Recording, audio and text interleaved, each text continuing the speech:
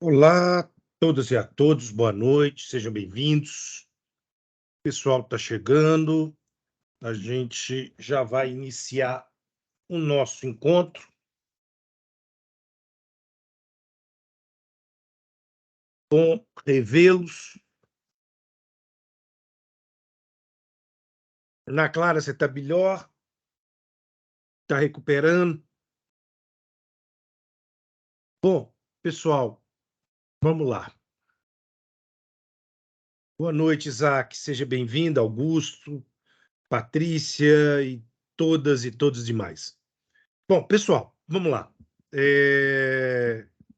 Vamos, vamos retomar o foco da conversa e lembrar que hoje, né, nós vamos ainda fechar a discussão do ISSQN e, na sequência, vamos discutir a atividade, corrigir a atividade que se encontra no Canvas. Deixa eu colocar a atividade aqui para lembrá-los. E a gente vai fazer ainda essa correção, vou localizar, porque na próxima aula é a nossa primeira avaliação, né? Então não vamos perder de vista isso. Eu até tinha lançado errado, né? Nossa avaliação, ela é na semana que vem. Ih, peraí. Isso. Não. Só um minutinho, estou apanhando aqui do Canvas.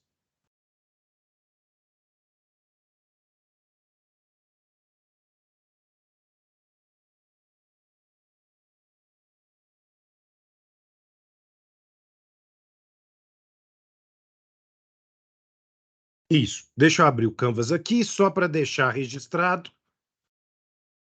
Não, eita, hoje é hoje.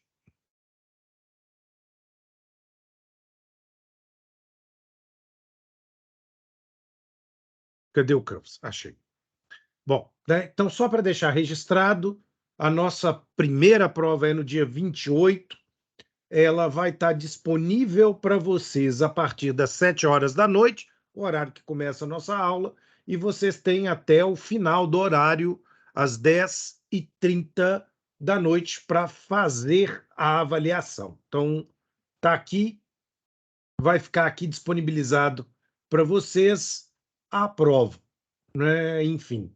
E hoje a gente vai fazer a correção da atividade que foi enviada para vocês aqui, essa primeira atividade pontuada.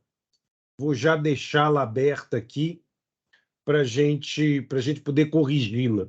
São 5 questões sobre tributação municipal, bem tranquilas, sem grande mistério. Mas vamos voltar.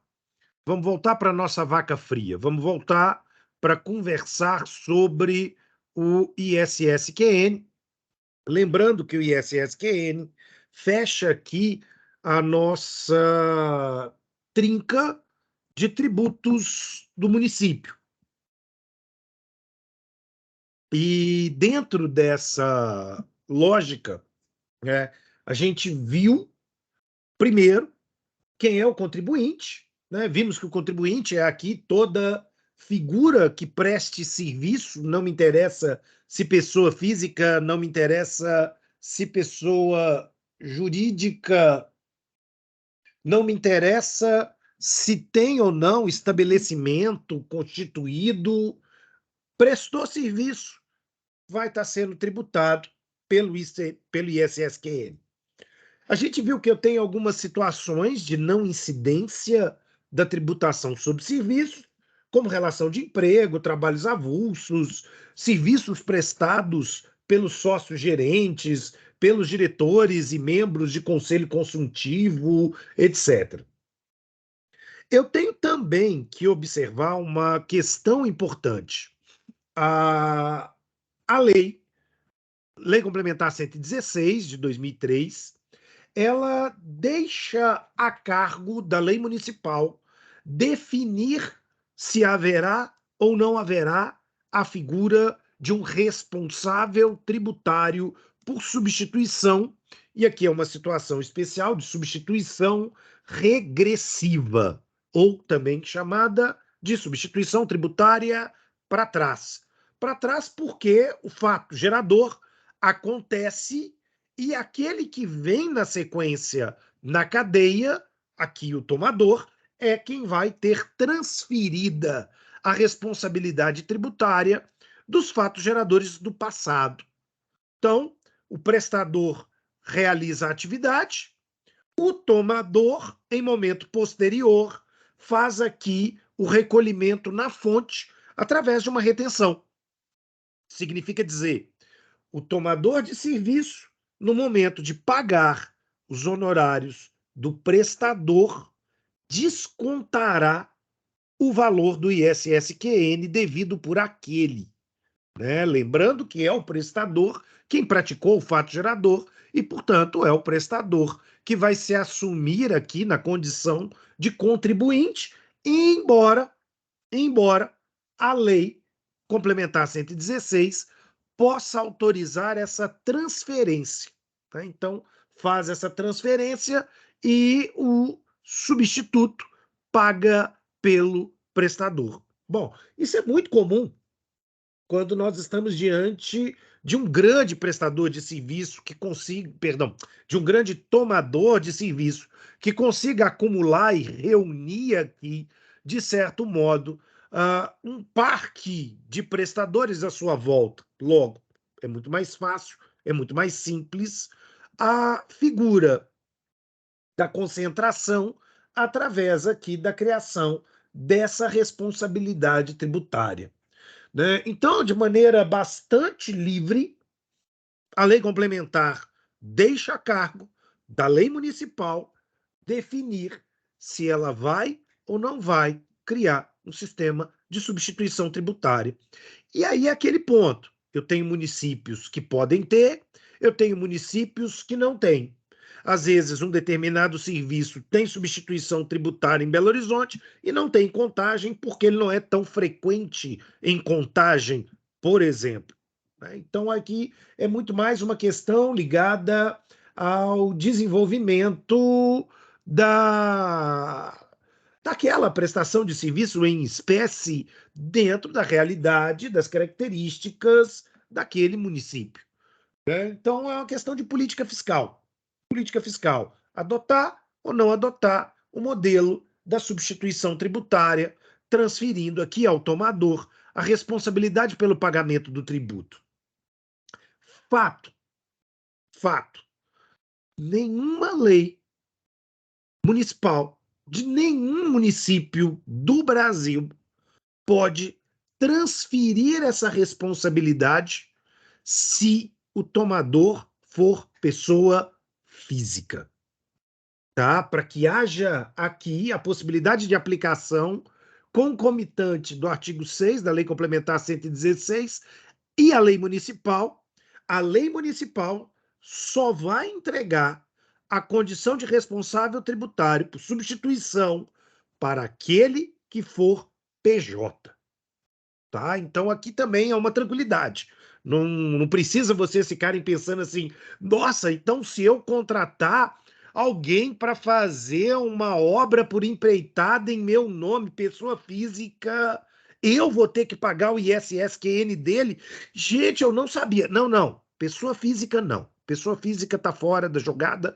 Pessoa física não vai ser responsável tributário, né? Até porque, pela própria lógica, o funcionamento da responsabilidade tributária pressupõe que o responsável seja alguém que tem conhecimento, que tem uma estrutura contábil, que consegue fazer de maneira satisfatória essa apuração, o recolhimento, sem maiores prejuízos e sem maiores complicações.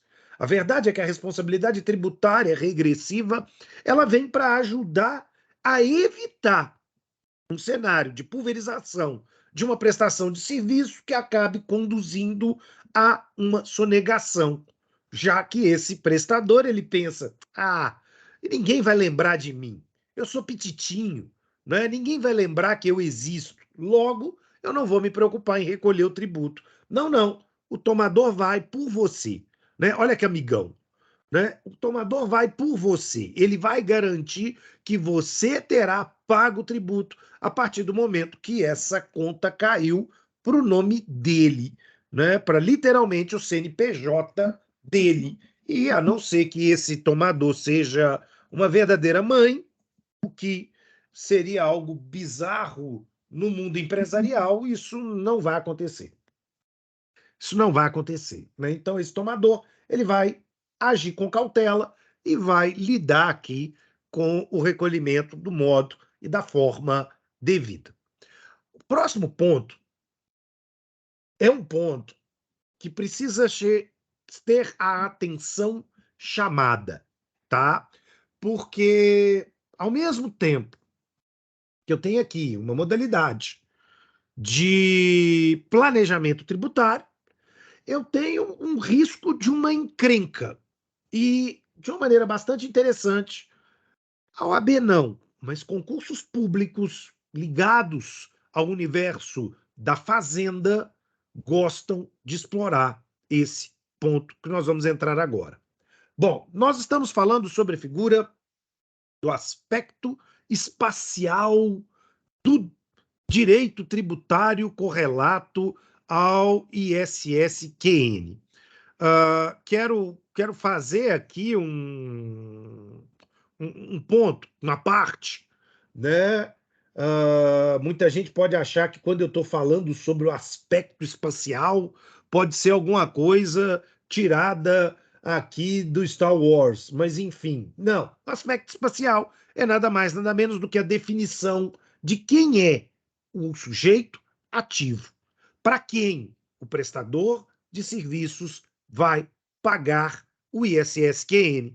E aí, de uma maneira bastante interessante, é preciso lembrar aqui que, historicamente, quando o ISSQN surge, antes mesmo da Lei Complementar 116, estabeleceu-se uma tradição que, vamos dizer, vai durar da década de 60, 70, 80, 90 até 2003, de que o ISSQN seria pago para o município da onde o serviço foi prestado.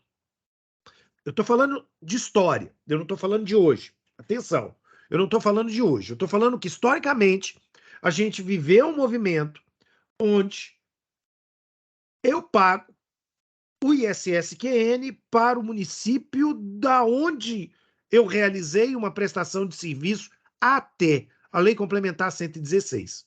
Então, eu desenvolvi uma atividade, sei lá, advocacia, cabeleireiro e manicure ou qualquer coisa do gênero a domicílio. Vamos imaginar, por exemplo, eu presto serviço tanto em Belo Horizonte quanto em Contagem, eu pago o ISSQN dos serviços de Belo Horizonte para Belo Horizonte, eu pago o ISSQN dos serviços de Contagem para Contagem. E, entretanto, quando a Lei Complementar 116 veio, ela mudou. Ela mudou essa tradição de pensamento. E ela estabeleceu, no caput do seu artigo 3º, uma situação que, do ponto de vista político, só se justifica para atrair mais receita tributária municipal para os tributos, para os municípios maiores, mais bem estabelecidos, normalmente capitais, né? Ou aqui cidades de região metropolitana, onde, por um universo de questões, é muito mais interessante você estabelecer a sua atividade, colocar ali o seu estabelecimento embora o seu estabelecimento possa lhe permitir uma certa mobilidade e, dentro dessa mobilidade, prestar serviços para além dos limites daquele município.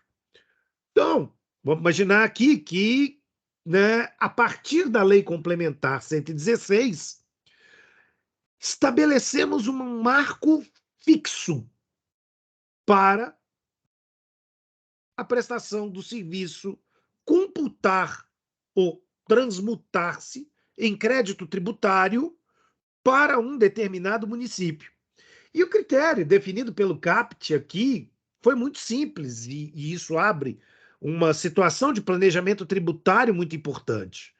Né? Eu vou pagar o ISS-QN não mais, segundo todas aquelas décadas do passado, para o município da onde a prestação foi realizada. Mas, ao contrário, a partir de 2003, eu passo a pagar para o município aonde está o meu estabelecimento. Então, atenção, tá? É preciso ter um conceito aqui muito importante. Estabelecimento não é sede. Estabelecimento é uma estrutura física que permite o desenvolvimento da minha atividade produtiva, para usar aqui uma expressão do ministro Aires Brito, aposentado, em voto no Supremo Tribunal Federal.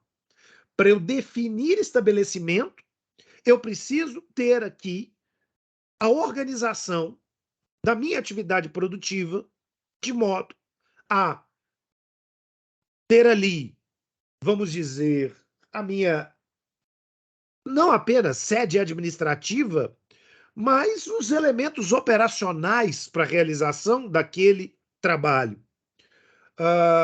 Eu posso ter, vamos dizer, uma sede, uma matriz de uma PJ em um determinado município, mas ela pode ter outros estabelecimentos.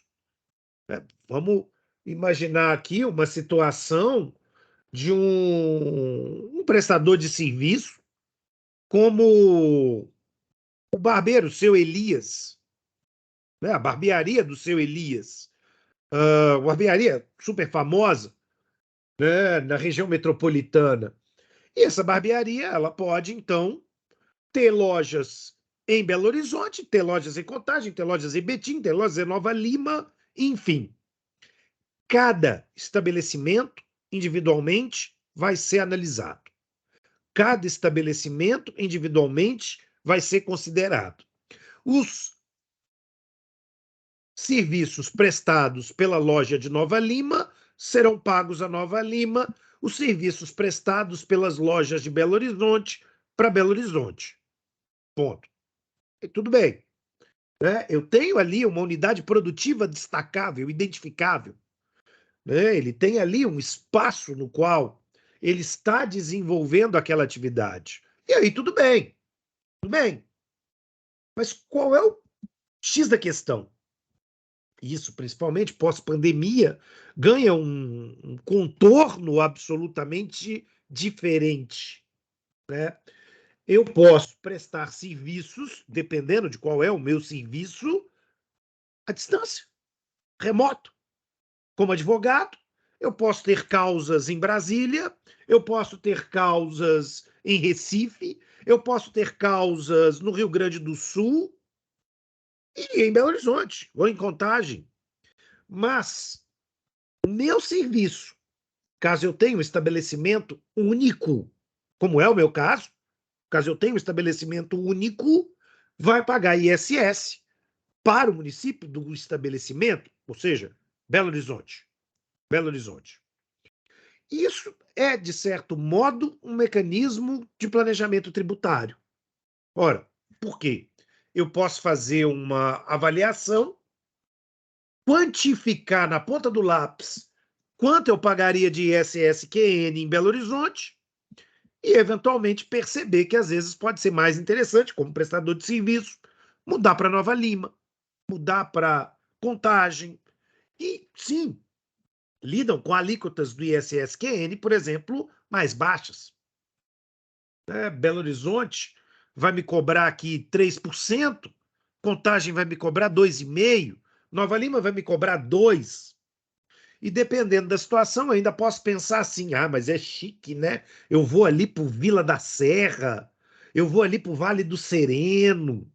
E, consequentemente, sim, eu estruturei o meu estabelecimento nesses lugares como forma de tentar até mesmo reduzir o impacto tributário. Bom, só que aí tem porém, né? E esse porém é um porém grande, é um porém drástico, digamos assim, que a gente precisa considerar. Durante muito tempo, algumas pessoas, após o advento da Lei Complementar 116, usavam de endereços fiscais para realizar a sua prestação de serviço. Ou seja, você ia para municípios como Cataguases, que a alíquota do ISSQN era mínima, 2%. A mínima permitida em lei. Né? E aí, o sujeito, ao invés de optar por estabelecer-se e pagar para um município cuja alíquota é mais alta, ele montava, junto de um coworking ou simplesmente um endereço fiscal. Ele tinha uma caixa postal na agência dos Correios. Ele não tinha sequer uma estrutura para ser considerada como estabelecimento propriamente dito. Ou, na pior das hipóteses, você chegava lá, tinha uma mesa, um computador velho e uma secretária jogando paciência. E se a autoridade fiscal batesse, a secretária dizia assim: aqui é o estabelecimento da PJX, prestadora de serviço. Isso era muito comum com agenciadoras de mão de obra, tá? Empresas de RH, durante um tempo, fizeram muito isso. Jogaram ali um buraquinho, literalmente uma cela de 2 metros quadrados, 1 metro quadrado, um computador, uma mulher e um telefone, e pronto. Dizia: não, esse é o meu estabelecimento. O resto é homework. O resto é homework. Então, oficialmente, ali está mais bem apresentado.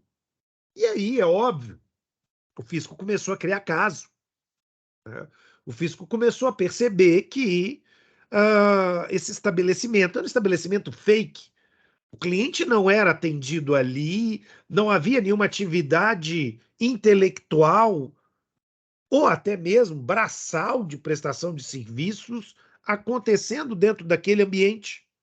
Né? Resultado, era pura e simples uma forma de tentar evadir do pagamento do tributo. E isso vai levar a um nível de questionamento muito grande, porque acaba usando-se desse espaço como uma modalidade de guerra fiscal. Então, esses municípios atraem magneticamente os prestadores de serviço para se estabelecerem de uma maneira falsa, mas o serviço está sendo prestado em um outro município. Às vezes até uma estrutura que simule, né, um espaço próprio, até mesmo funcionando na garagem da casa do sujeito, acaba ganhando mais áreas de estabelecimento do que propriamente aquele quartinho. Né? Então, é uma questão, né, complicada, é uma questão que foi demandando descaracterizações pelas autoridades fiscais. Só que, aliada a isso, a Lei Complementar 116 estabeleceu algumas situações dentro das quais o local da prestação do serviço, como situação especial, atrairia a atenção de uma regra especial.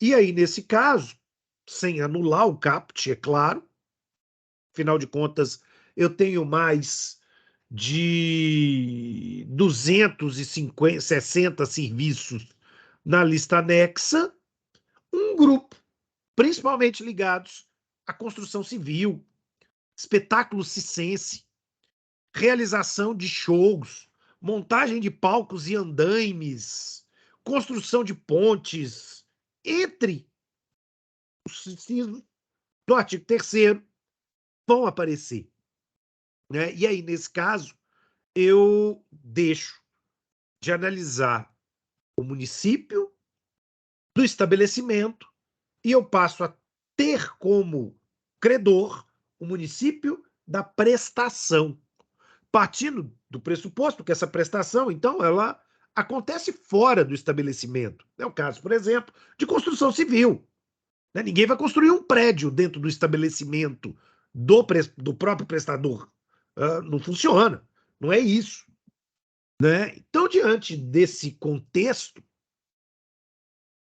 a própria Lei Complementar 116 trouxe alguns elementos no qual ela vai fazendo essa transferência. Entretanto, em 2015, a gente começa a assistir um movimento de transferência para o lugar da prestação de serviço, né? Então, eu vou ter aqui, primeiro, a Lei Complementar 157 de 2016, transferindo para o lugar da prestação do serviço algumas outras operações desarraigadas da ideia da construção civil. É o caso, por exemplo, da operação de cartão de crédito. É o caso, por exemplo, da vigilância e monitoramento de pessoas, coisas ou mesmo semoventes, né? Você contrata uma empresa para monitorar um circuito de TV, para monitorar, sei lá, fornecer condições de segurança para sua empresa, e a prestadora de serviço está em Belo Horizonte, mas a empresa tomadora está em Contagem. O pagamento, a partir da Lei Complementar 116, passa a ser feito para o lugar no qual o serviço é prestado, ou seja, aonde esse monitoramento ele vai se concretizar. E em 2020, a Lei Complementar 175, então cuidado para não confundir, né? 2016 a 157, 2020 a 175, olhando rápido, dá para fazer uma boa pegadinha de prova, vai trazer também outros serviços que antes estavam dentro do CAPT e agora descem para a situação de exceção. Entretanto, né, eu vou ter aqui situações como, por exemplo, serviços de plano de saúde, serviços de medicina veterinária, leasing, administração de fundos de investimento, streaming, tá? Streaming aqui, Netflix, Spotify, o próprio YouTube, entre outros, né, passam agora a serem serviços que são, então, objetos de tributação e a cobrança se faz agora para o domicílio do tomador e não do prestador de serviço, né? Então, a gente muda um pouco os ares da situação. E isso é interessante, isso é relevante do ponto de vista tributário, porque a Lei Complementar 175, ela nos entrega também algo muito, muito interessante. A criação de um sistema unificado de notas fiscais.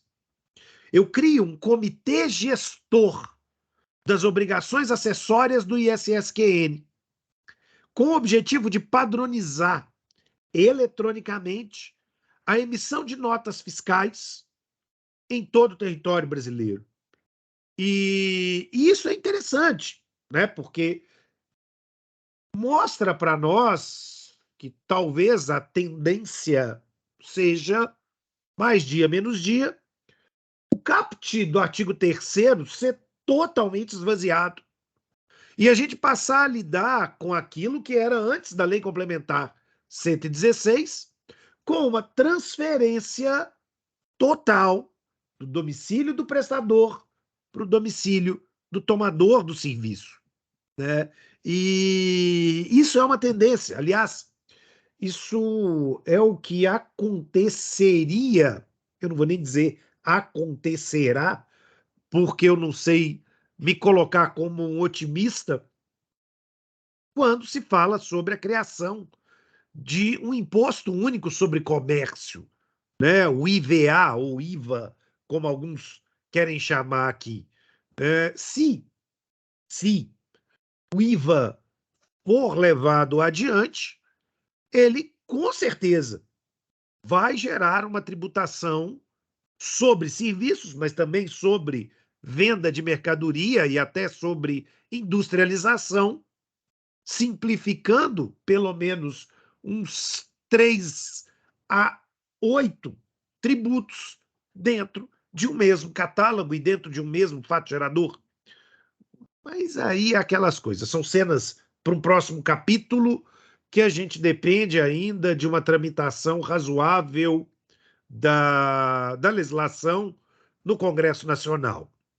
E aí realmente é muita vontade política, né? Porque quando a gente pensa essa ideia do caput, do artigo 3º, a gente pensa que os municípios capitais ou grandes centros, e aí eu posso pôr, por exemplo, Uberlândia, posso pôr Montes Claros, posso pôr Juiz de Fora, atuam de maneira extremamente distinta na captação e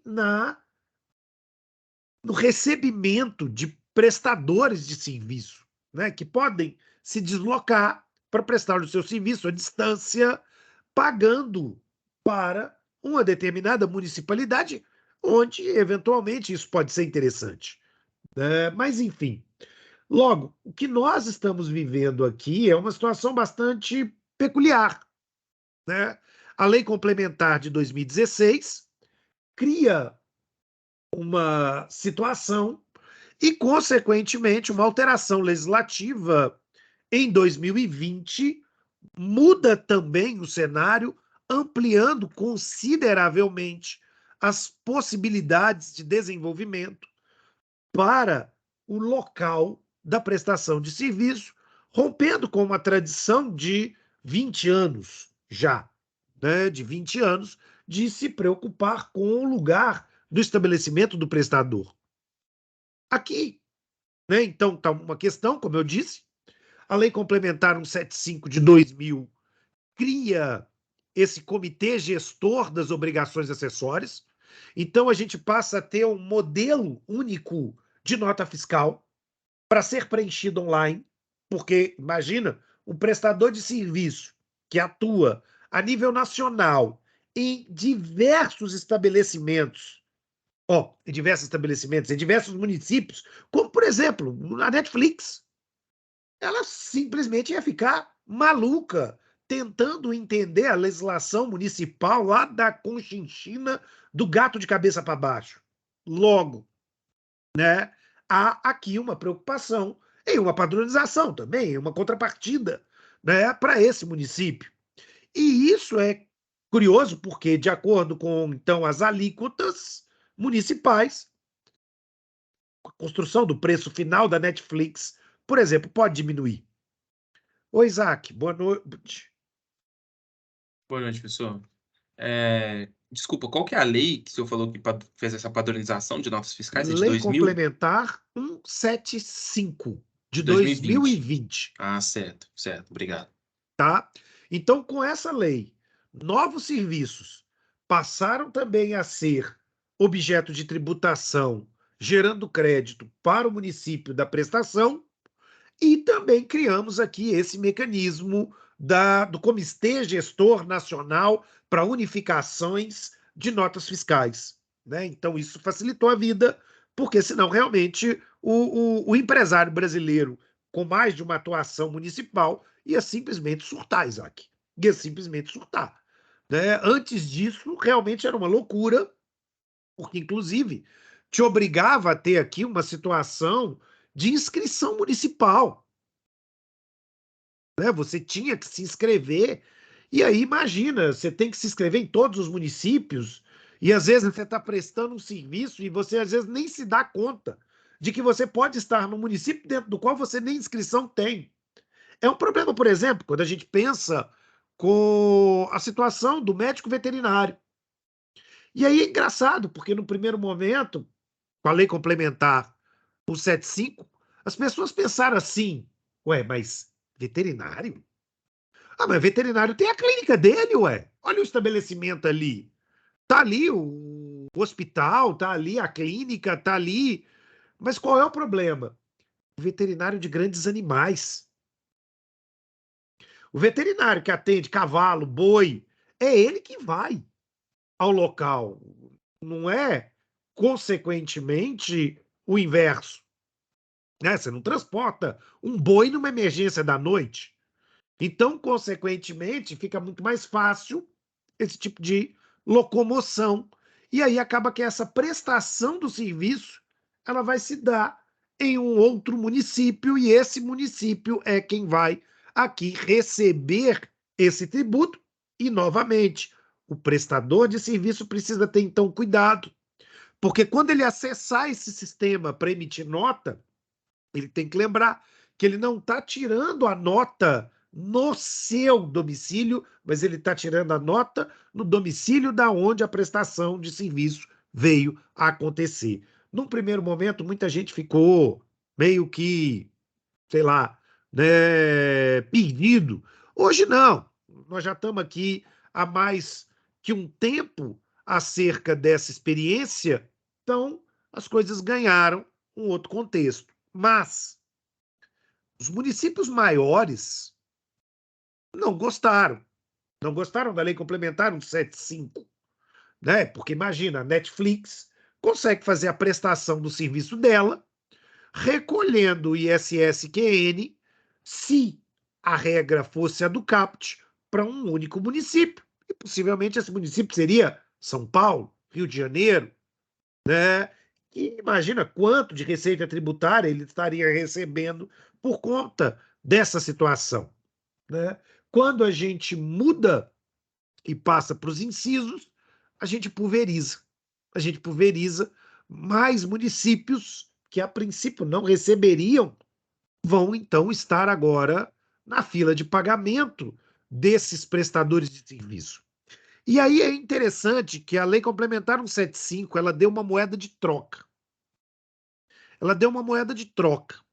Ela disse então o seguinte: a partir de 2021, a gente vai começar a fazer uma divisão.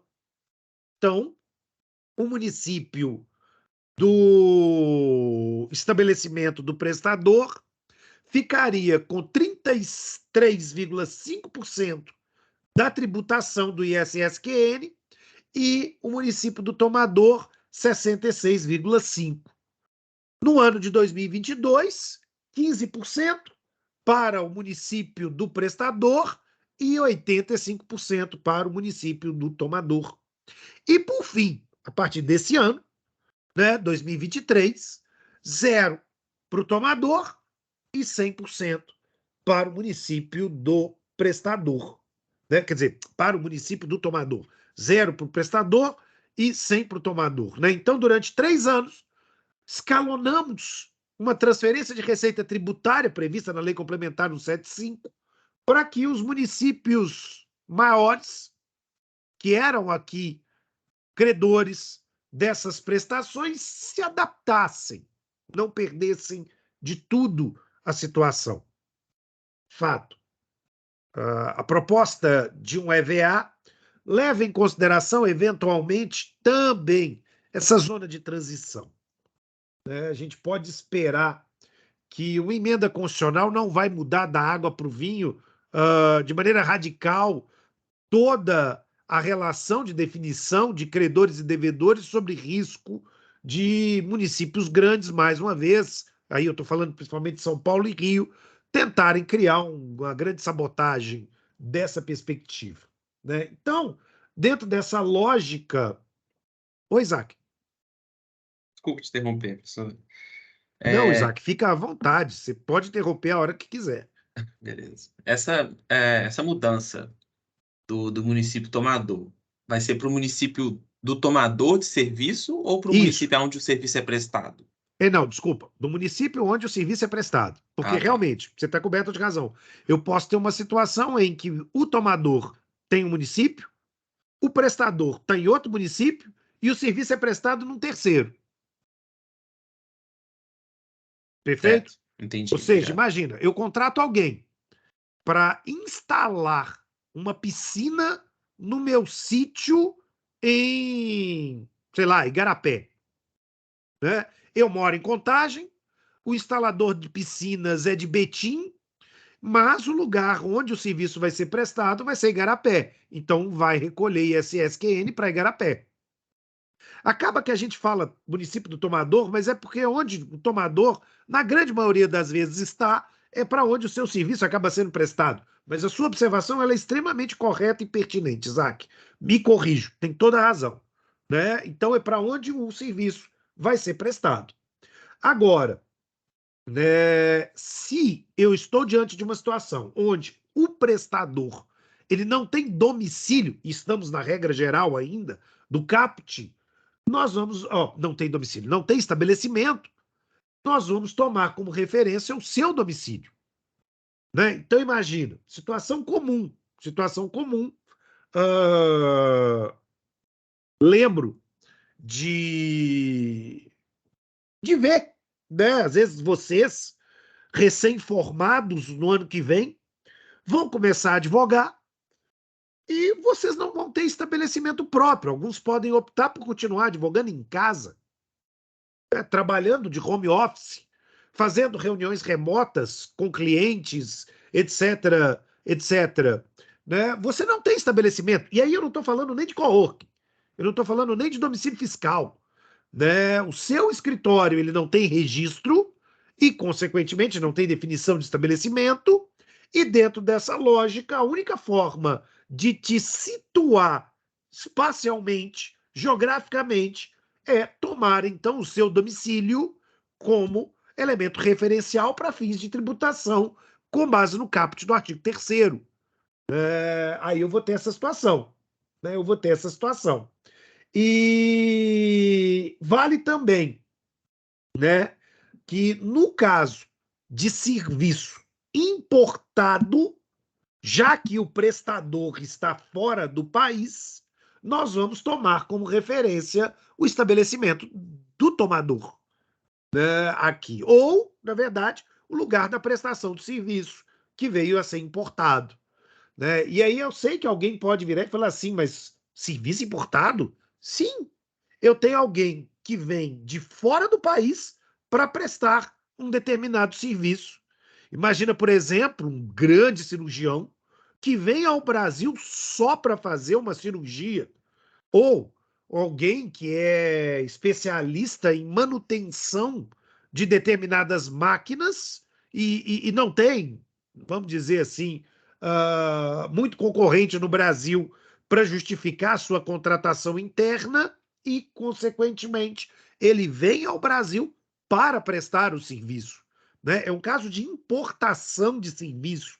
E dentro desse contexto, nós vamos ter aqui o lugar da prestação de serviço como marco fundamental para a gente lidar aqui com essa questão. Né? Enfim. Bom, uma questão interessante, né? As alíquotas do ISSQN. O que acontece aqui?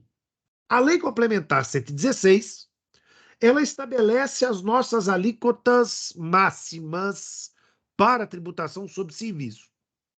E, consequentemente, né, o inciso 2 do artigo 8, oitavo, diz que a alíquota máxima do ISSQN por qualquer município do Brasil é de 5%.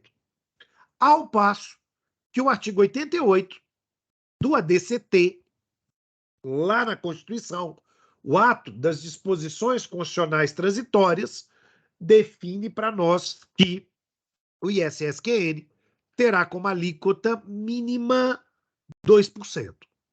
Então, entre 2 e 5, inclusive números quebrados, 2,5, 3,5, 4,8, eu vou ter aqui a definição né, da alíquota pelo município. Situação interessante. Situação interessante. Posso ter alíquotas diferentes a partir de uma seletividade? Posso. Determinados serviços têm uma alíquota maior, determinados serviços têm uma alíquota menor aqui. Tudo bem, tudo bem. Né? Às vezes isso não é tão comum, mas isso não é aqui nem o tipo de empecilho, né, em cima dessa situação. Né? Então, a gente vai se deparar aqui, sim, com isso, com esse tipo de situação. Tá? Bom, se eu tenho a alíquota, o meu próximo passo para apurar o imposto a pagar é exatamente identificar a sua base de cálculo. Bom, a base de cálculo é o valor do serviço. E aqui tem algumas questões extremamente importantes, né, para a gente poder identificar de uma maneira adequada o tipo de composição da base de cálculo. Por quê? A legislação tributária, visto que eu tenho chamados serviços compostos, conforme identificados na aula da semana anterior, lida com o acréscimo à base de cálculo de todos esses produtos que foram utilizados para a composição do serviço.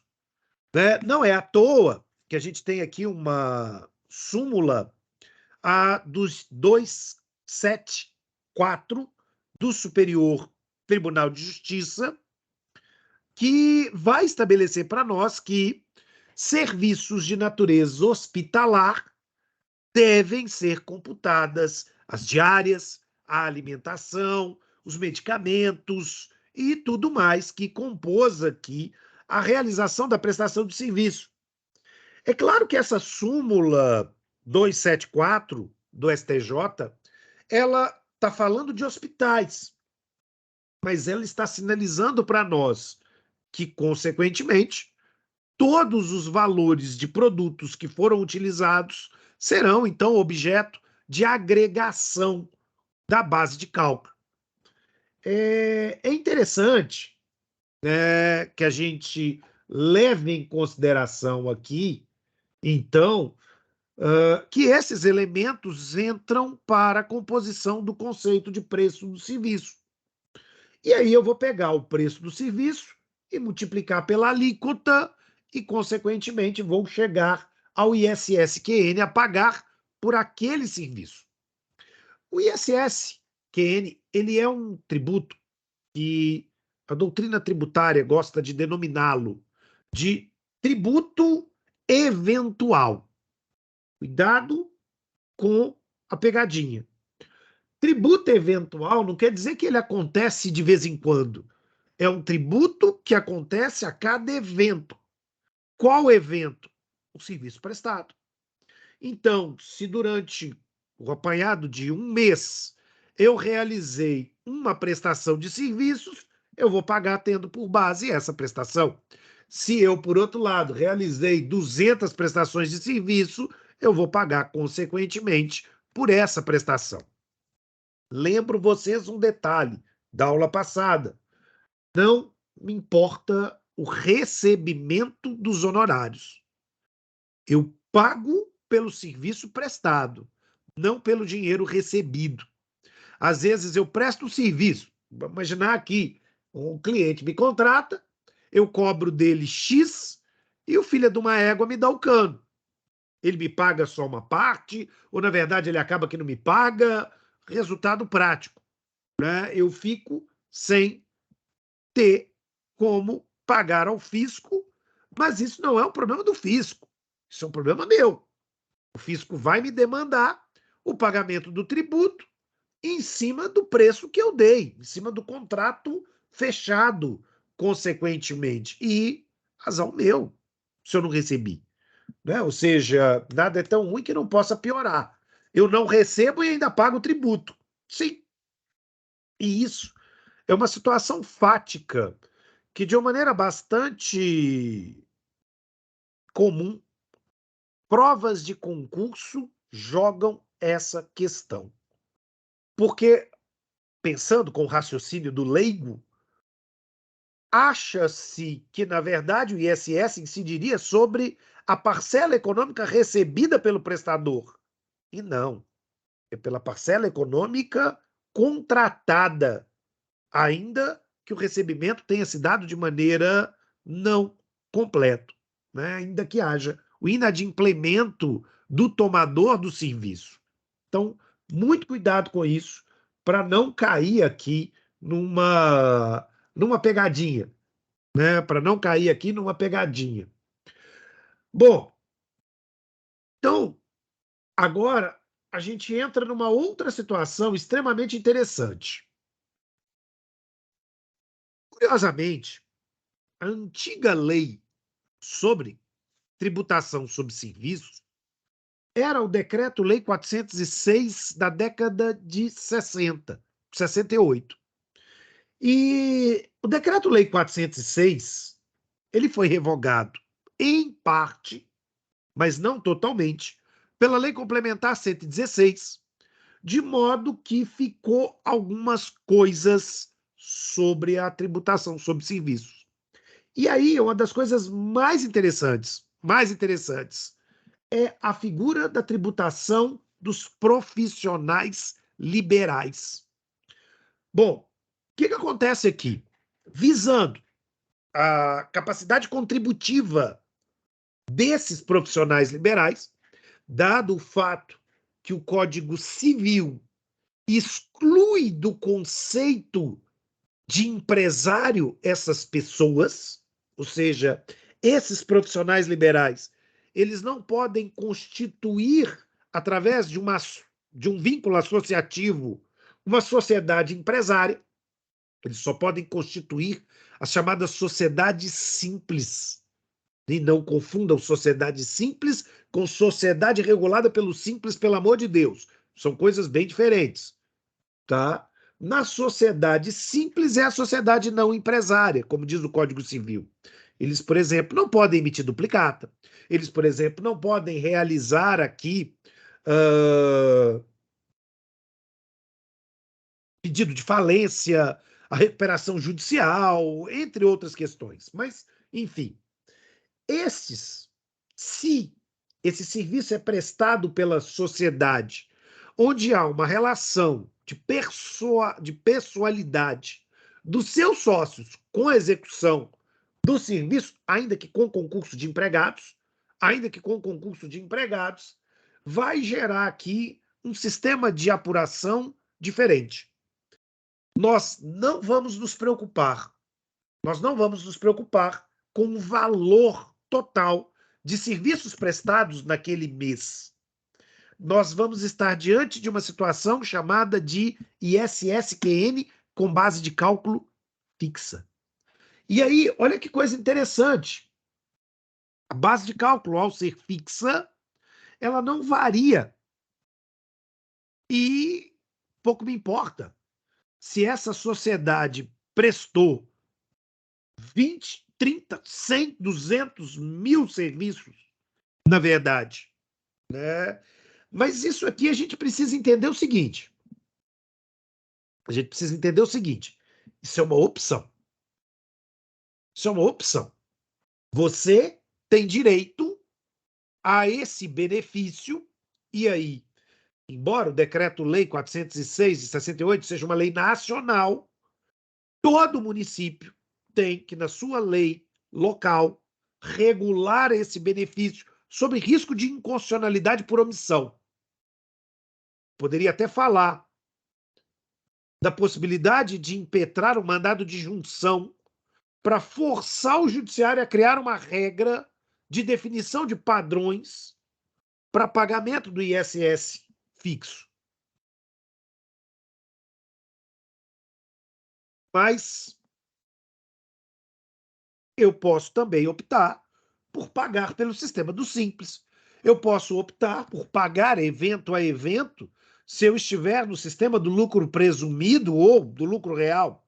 Bom, tudo bem, né? É uma questão de definição, é uma questão de planejamento tributário meu, optar ou não optar por essa comodidade. Bom, se você está começando como profissional liberal e, eventualmente, você tem prestado pouco serviço, talvez não seja interessante.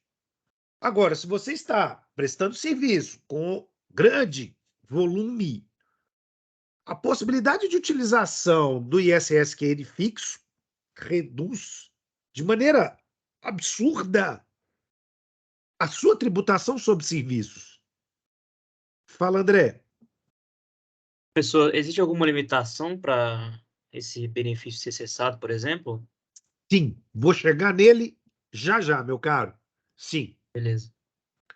Que é o que é problema lá do povo de Piedade das Gerais, aqueles cabeça oca, né? Mas que a gente conseguiu contornar. O que acontece aqui? Só para vocês terem uma ideia antes de como isso é interessante, o decreto-lei ele estabelece que eu vou cobrar com base no número de profissionais integrantes naquela sociedade. Atenção, eu não estou cobrando pelo número de sócios, eu estou cobrando por cabeça de sócios e empregados, desde que esses empregados sejam habilitados. Desde que esses empregados sejam habilitados.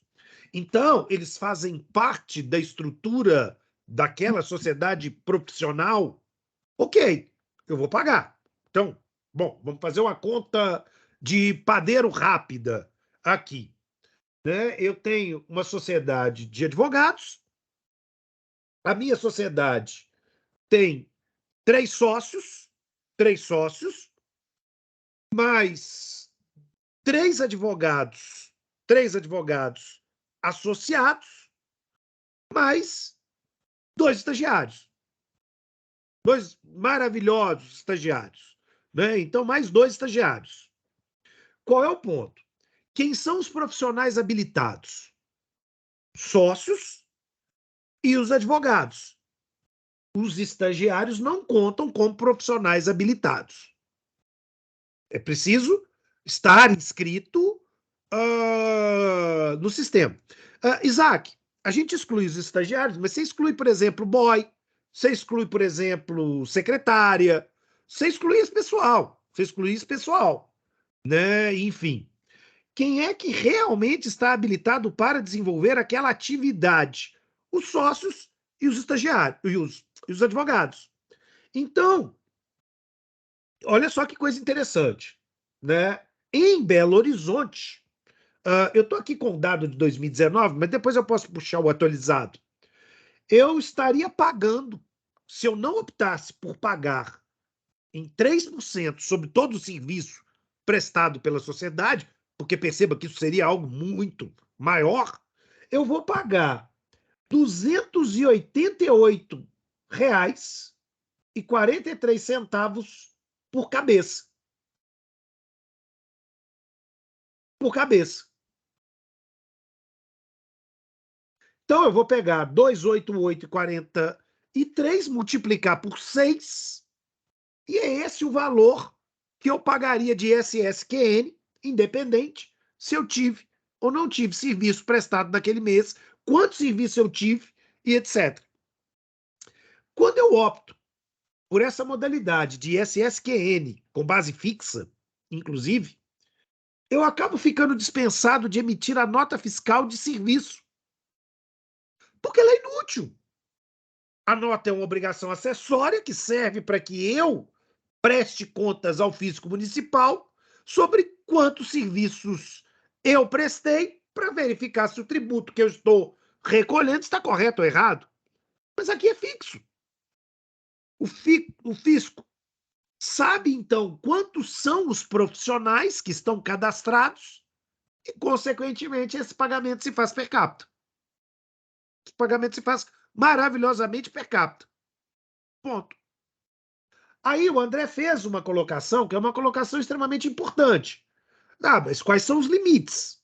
Bom, primeiro, são os serviços que estão na antiga lista anexa do decreto de itens 148, 25, 52 e etc. Eles devem ser prestados por profissional habilitado, sócio ou não, que atua com pessoalidade em nome da sociedade. Né? Então, o que acontece? Eu não posso ter terceirização. Um cliente contrata o meu escritório para prestar um serviço de advocacia, eu estou prestando esse serviço, o escritório está prestando esse serviço. São aqueles profissionais que fazem parte da estrutura que estão prestando esse serviço. Eu não posso passar esse cliente para um outro escritório sem que o cliente saiba que isso está acontecendo. Imagina o seguinte cenário: nós não cuidamos da área penal, não tem profissional penal no escritório, não temos interesse de ter um profissional penal dentro do escritório hoje. Bom, resultado: quando chega um caso penal, a gente transfere para um parceiro, mas o cliente sabe. O parceiro não está funcionando aqui como um ghostwriter. Ele se passa como membro da Pedron Advogados. Não, não. Aí a relação, inclusive os honorários, vão ser pagos para o parceiro, pelo cliente, diretamente ao parceiro.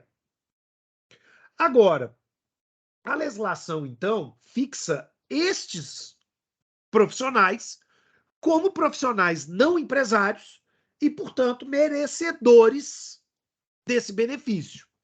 Médico, enfermeiro, veterinário, contador, advogado, engenheiro, dentista, psicólogo, economista, arquiteto, né? Esses podem requerer a base de cálculo fixa.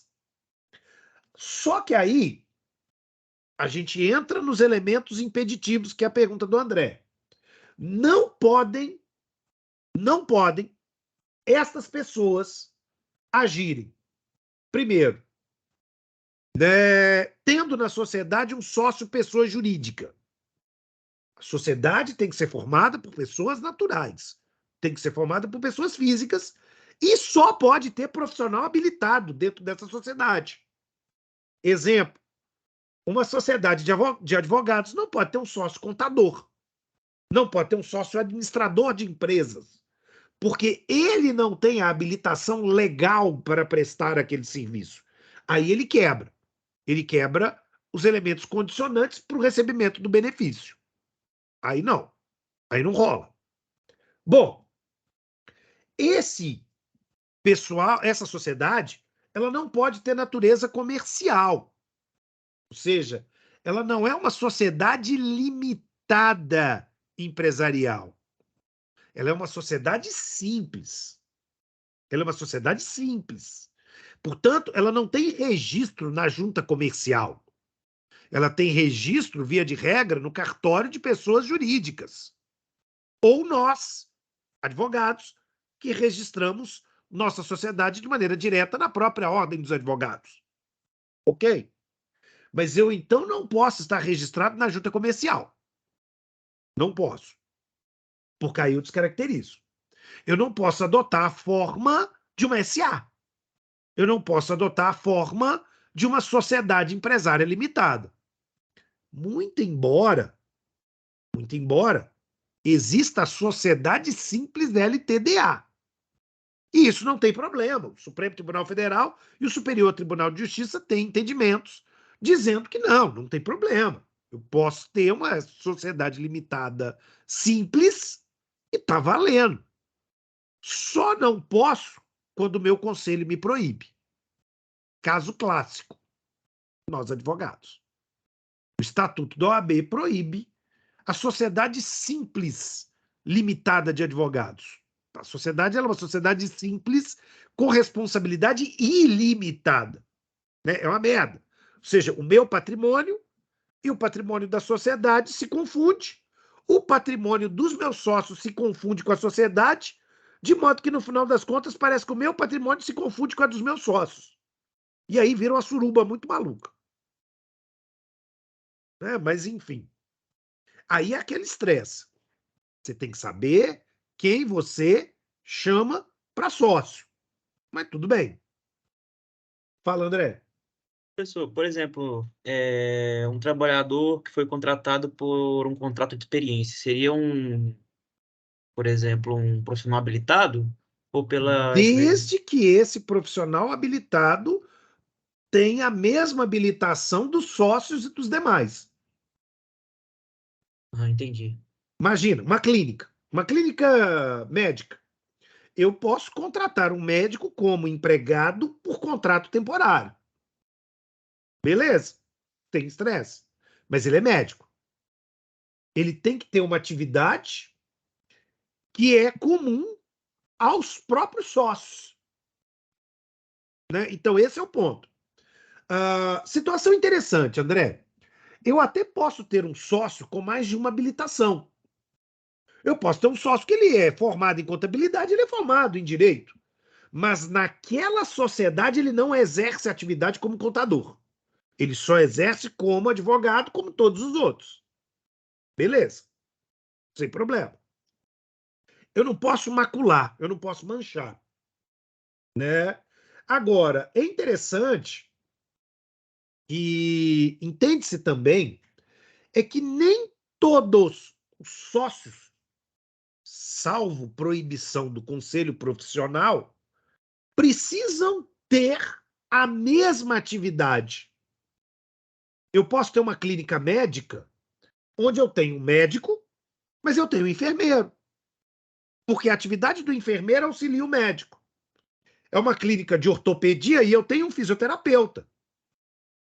É uma clínica, sei lá, de endocrinologia e há aqui um nutrólogo, um nutricionista. São otorrinos e tem um fonoaudiólogo. Tudo bem. Eles estão prestando serviço de maneira multidisciplinar. Eles estão prestando serviço de maneira conjunta. Isso pode. Isso pode. É o Conselho Federal da OAB que proíbe, por exemplo, um contador e um advogado, porque a princípio até a gente pensaria que no universo empresarial ou tributário, um contador dentro da sociedade como empregado seria interessante. Seria interessante. Né? Mas aí a gente tem um empaco. A gente tem um empaco, onde, consequentemente, o Estatuto da OAB é que nos fecha a porta. Mas imagina, por exemplo, uma sociedade que presta serviços de construção. Um sócio é arquiteto, um sócio é engenheiro. Lindo, maravilhoso. Lindo, maravilhoso. Mas não tem problema. Eles são profissionais liberais, eles são técnicos, não empresários, e ambos estão confluindo para a realização do projeto comum. Né? O arquiteto e o engenheiro trabalham juntos ali na construção. Então, tudo bem. O enfermeiro e o médico, o enfermeiro e o dentista, o fisioterapeuta e o médico, enfim, dá para trabalhar nessa situação. Né? Dá para trabalhar nessa situação. E aí eu não posso ter um sócio que não trabalhe. Sabe o parasita, o sanguessuga? Ele só está ali aportando capital, ele é só um sócio investidor. Não. Aí eu não posso. Isaac? Professor, então, o serviço prestado para ele se encaixar na possibilidade de base de cálculo fixa tem que ser um serviço que está de acordo com o objeto social da sociedade civil. Exato. Eu, advogado, não poderia estar numa sociedade de médicos. Por exemplo. Por Né? exemplo, em uma clínica médica, mas que presta serviço de ortopedia, de oftalmologia, de endocrinologia, Perfeito. pode entrar nessa base de cálculo fixo, que Pode é entrar nessa base de saúde, vamos dizer cálculo assim. fixa, sem problema nenhum. Entendi. Né? São todos profissionais trabalhando numa área comum. Não precisa ser todos ortopedistas, todos, sei lá, oftalmologistas. Não. A clínica tem diversos profissionais e lida com tranquilidade com isso. Né? Exemplo, a gente tem um caso onde, recentemente, esse mês, né, os caras são uma clínica de saúde com diversos profissionais. Tem dentista, tem médico, e etc. Eles trabalham principalmente com foco na estética, Isaac, principalmente com foco na estética. E, de repente, eles tomaram uma autuação, porque eles não estavam devidamente constituídos, a coisa não estava bem formalizada, etc, etc, etc. E, no primeiro momento, os sujeitos vieram igual cachorro que caiu do caminhão da mudança. Né? Porra, e agora nós vamos ser tributados por cada contrato? Nossa, mas aí vai ser complicado, até porque a gente também não emitiu nota, a gente não contratualizou, como é que vai ser? E aí eu expliquei para eles, ok, se você entra numa situação onde você não tem condição de comprovar a sua prestação do serviço, você entra no risco do chamado lançamento por arbitramento. E o risco do lançamento por arbitramento, no 178, é um negócio muito complicado, porque, na verdade, a autoridade fiscal vai inverter o ônus da prova. Ela vai olhar que é a clínica bonita, assim, sabe? Toda brilhante, parecendo penteadeira de puta, e vai virar e vai dizer assim: ah, vocês estão ganhando dinheiro, tá cheio de luzinha, tá cheio de coisinha, né? Tá bonito, tá bacana. Não, vocês estão ganhando dinheiro. Então eu vou achar que vocês estão prestando uma receita, estão recebendo uma receita hipotética de X. Beleza, qual é a alíquota municipal? A alíquota municipal é 2%. Então, beleza, 2% de X e eu lasco a minha multa. E ainda vou te multar, multa 2, pelo não pagamento da obrigação acessória. Você não emitiu nota. Você não emitiu nota. Então, azar o seu. Bom, os caras chegaram. Primeira coisa que eu pensei. Eu falei assim, não, peraí. Vocês são profissionais liberais. Vocês são todos da saúde. Tem dentista, tem médico, tem fisioterapeuta, mas vocês são todos da saúde. Então, vocês têm direito a esse benefício. Qual é o estresse? Eu preciso pegar a lei municipal. Algumas legislações exigem que você faça um cadastro municipal. Se você fez o cadastro, a partir do cadastro, você passa a pagar a base de cálculo única. Bom, era uma cidade do interior, e aí a gente descobriu que, na verdade, ao puxar a lei, não havia a necessidade do cadastro. Da forma como a lei foi escrita, todo profissional liberal automaticamente teria direito ao sistema fixo de recolhimento do ISSQN. Ora, lindo, maravilhoso. Lindo, maravilhoso. Ou seja, tudo bem. Vocês são quantos? Ah, vocês são 6. Joia, vocês vão pagar por cabeça. O que é, por óbvio, muito menor do que o peso da ocorrência de um recolhimento, se esse recolhimento viesse por arbitramento. Vai que o maluco do fiscal resolve dizer que eles estão ganhando, sei lá, 50 mil reais por mês em serviços prestados por todos. E aí eu vou ter que pagar em cima disso e aí pode dar uma puta de uma dor de cabeça. Os caras não têm documento. Como é que eu provo? Não provo. Então, você fica naquela merda. Quer dizer, qual foi a solução? Ué, pega a lei. Olhamos a lei. Chegamos na conclusão de que, na verdade, eles têm direito automático, por uma falha do legislador, ao recolhimento. Mesma hora. O que eu falei? Vamos desarmar o fiscal. André, pega a guia. Pede, por favor, a guia. Vamos pagar. E vamos pedir a certidão negativa depois do pagamento compensar. E deixa o pau torar. Aliás, André, meu Deus do céu, esquecemos. Tem que pedir a CND dos moços lá.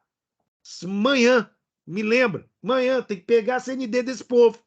Porque quando eventualmente o fiscal voltar, nós já estamos aqui com a CND na mão. Dizendo assim, não, vocês mesmos já me deram, por fé pública, uma certidão dizendo que eu não devo mais nada, que está tudo quitado. Está tudo quitado porque está tudo quitado pelo sistema da base de cálculo fixa. É lindo, maravilhoso. Paga todos os atrasados desde a abertura da clínica, isso vira denúncia espontânea e deixa para autorar. Deixa para autorar. Né? Aí vamos ver como é que faz o simples e etc. É claro que nós estamos falando do negócio, Isaac, que não resolve um outro problema, que é o do imposto de renda. Aí são outros 500. Aí o negócio complica um pouco a vida dos caras. Mas, né, a gente consegue pensar em um incêndio por dia. Né? A gente mata um leão de cada vez. Eu, pelo menos, livrei a cara dos caras. Vamos tentar resolver o imposto de renda se a Receita Federal vier atrás deles, e fatalmente vai vir. É fato. Fatalmente deve aparecer, mas paciência. Apaga-se um incêndio por vez. Então, recapitulando, eu tenho que estar dentro desse pessoal, dentro dessa atividade profissional, para que eles sejam considerados, então, como prestadores não empresários. Eles não podem constituir uma PJ de natureza comercial. Eles não podem ter sócios PJ dentro da sociedade. Não pode ter um sócio que só tira dividendos e não trabalha. Né? Esse sanguessuga não é possível. A atividade tem que estar aqui como atividade comum para todos eles, né? E eu não posso ter um sócio não habilitado. Então, ele tem que estar habilitado para prestar serviço no objeto social daquela sociedade, ainda que ele tenha outra habilitação. Mas essa outra habilitação para cá não tem nenhuma serventia e, consequentemente, ele pode até ter duas sociedades. Né? Uma ele presta serviços de advogado, outra ele presta serviços de contador. Tudo bem, mas ele não pode fazer essa acumulação. Fazendo isso, ele tem direito a fazer esse pagamento do ISSQN de base fixa. Outra pessoa que automaticamente tem direito a fazer o pagamento do ISSQN por base fixa é o MEI, o microempreendedor individual. Ele também paga de maneira fixa com guia de arrecadação estadual, aqui essa contribuição. Beleza, não tem problema nenhum. Ele tem que entrar lá no portal do empreendedor e ele emite essas guias para fins de pagamento do seu tributo. Né? E aí é um negócio interessante. Né? Claro, microempreendedor individual, ele só pode ter um funcionário, e, consequentemente, ele tem que ter um rendimento aqui, hoje, abaixo de R$88 mil ano. Né? Então, o teto, ele é um teto muito limitado, na verdade. Ele é um teto que acaba criando aqui obstáculos para a utilização dessa modalidade, dessa opção. Caso contrário, você vai ter que mudar para o simples. Né? E aí, quando a gente faz a opção pelo simples, você tem uma técnica legal de arrecadação conglobante ou de arrecadação conjunta de diversos tributos. Imposto de renda, PIS, COFINS, o ISSQN, entre outros tributos, sendo arrecadado também numa guia única, né, em cima do valor único para a Receita Federal. Então, você vai fazer aqui o pagamento do valor do simples, só que aqui, no caso do ISS, você está usando a receita da sociedade. Né? Então, tudo aquilo que tem a natureza de receita, consequentemente, vai ser objeto da tributação de acordo com a alíquota do simples, da faixa, do patamar do simples que aquele sujeito se localize, né, na verdade. Enfim. Bom, como eu disse, ele é um tributo que trabalha com cada fato imponível, cada fato gerador analisado de maneira independente. E, como eu disse, né, a gente tem aqui uma forma de planejamento tributário interessante para poder definir, enquanto ainda há a lógica do caput do parágrafo 3º, né, municípios que possam atender de maneira mais interessante a definição. Mas, cada vez mais, nós estamos migrando para o lugar da prestação do serviço. Uma última informação aqui. Nós estamos diante de um tributo lançado por homologação. Sou eu que faço o cálculo de quanto tenho que pagar a título de ISSQN se eu não estou pelo critério da base fixa, nem tampouco pelo critério do MEI ou pelo critério, né, do simples aqui. Então, eu apuro quanto de serviço prestei no período daquele mês e faço o pagamento da guia. O fisco vai processar isso e verificar a correção das minhas informações e dar a minha quitação, seja expressa, com uma CND, seja tácita, se no prazo de 5 anos ele nada se manifestar, presume-se que dali para frente está prescrito, então está quitado. Né? Bom, dúvidas?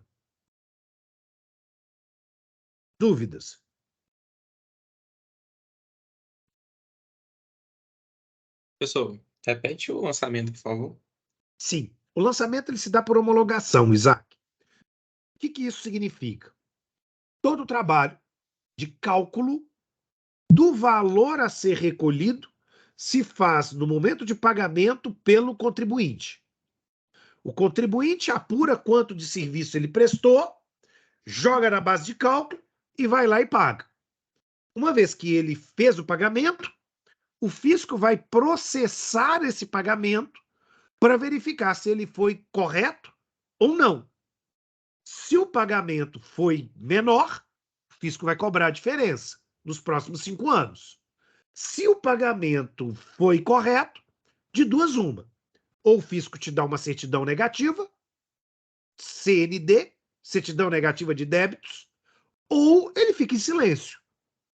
Silêncio na apuração por prazo superior a 5 anos significa quitação tácita em razão da prescrição que literalmente desintegrou o crédito tributário. Tranquilo? Entendi, obrigado. Moçada, dúvidas? Dúvidas com relação ainda ao ISSQN?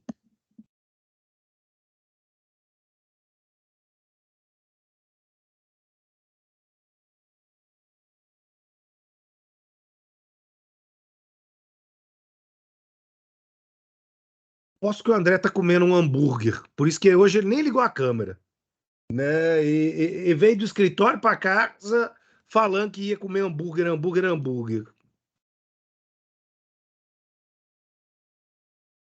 Bom, vamos fazer o seguinte. Né? Vamos dar um intervalo e... Ué, o que eu fico com minha câmera? Vamos dar um intervalo e, na sequência, a gente vai corrigir agora o exercício que está lá no Canvas. Moçada, cada um de vocês individualmente vai postar as atividades pontuadas. Combinado? Cada um individualmente vai postar. Ah, mas a gente fez em grupo, tem problema não. Mas cada um vai postar a atividade pontuada. Eu preciso da postagem individual para que fique mais fácil para mim fazer o lançamento da nota de cada um de vocês. Né? Senão o Canvas é mais chato para eu realizar esse lançamento de maneira individualizada. Né? Então, por favor, façam aqui os devidos lançamentos. Bom, é isso. Vamos fazer o intervalo e a gente volta na sequência.